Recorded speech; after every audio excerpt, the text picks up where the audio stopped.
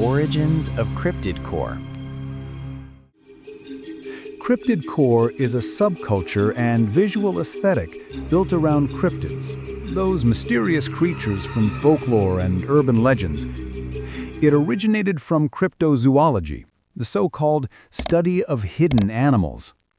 These creatures are hidden either because they were extinct but rumored to survive on remote or isolated parts of the planet, or they exist in local myths that lack any scientific evidence that prove they are real. Sure, there are eyewitness accounts, blurry photos, but it's never quite enough to prove anything. That uncertainty is what makes it so addictive. The roots of this culture go deep into the 90s paranormal media. Shows like The X-Files and Twin Peaks built entire worlds around mystery, conspiracy, and the supernatural, that sense that something weird is always just beneath the surface. Then came Supernatural, Gravity Falls, and later Stranger Things, reviving that same small-town strangeness. Kids on bikes, flickering lights, secret labs, and monsters hiding just beyond the veil of reality.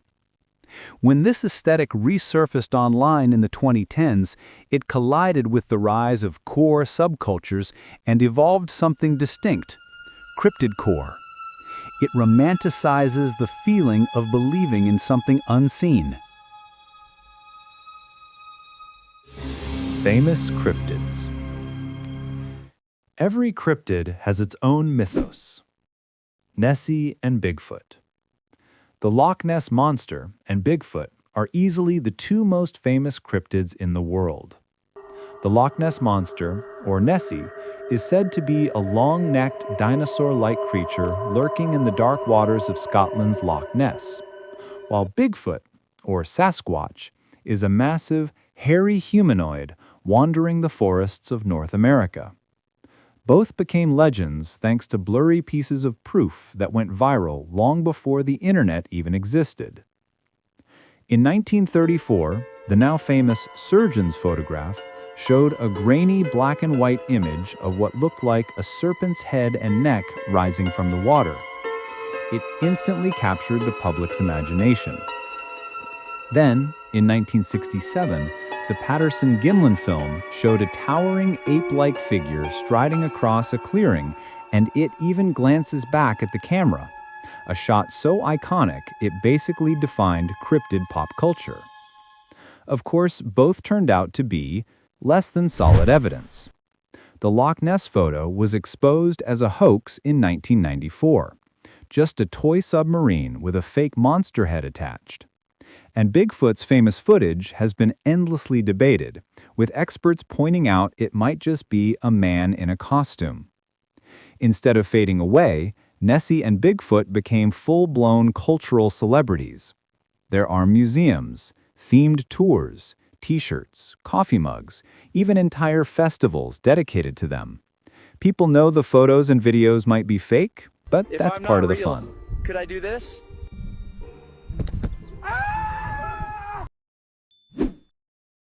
The legend of Mothman began in Point Pleasant, West Virginia, back in 1966, when locals started reporting sightings of a tall, winged creature with glowing red eyes near an abandoned TNT factory. Over the next year, the stories spread like wildfire. People claimed to see it flying over cars, perched on rooftops, or lurking near the river. Then, tragedy struck.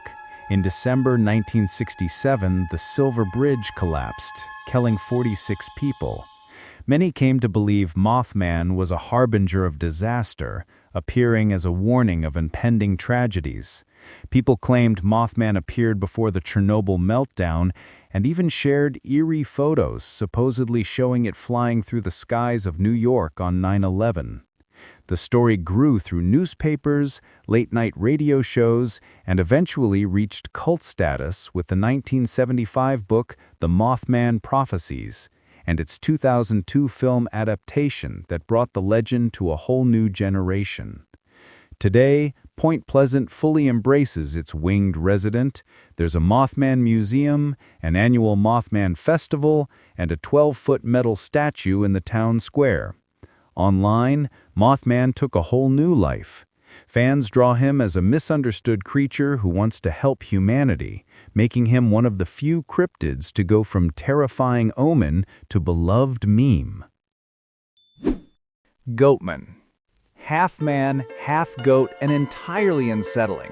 The goatman is one of those legends that feels both ancient and modern at the same time. The image of a goat-like man has haunted human imagination for centuries, from the Greek god Pan, the mischievous spirit of the woods, to the black goat imagery often tied to Satan in Christian art. But the modern legend of goatman has murkier roots. Most agree the first wave of sightings began in Maryland during the 1960s and 70s, when locals claimed a horned creature was stalking the woods, wielding an axe and terrorizing parked cars along back roads. Some said he was the product of a science experiment gone wrong at the Beltsville Agricultural Research Center.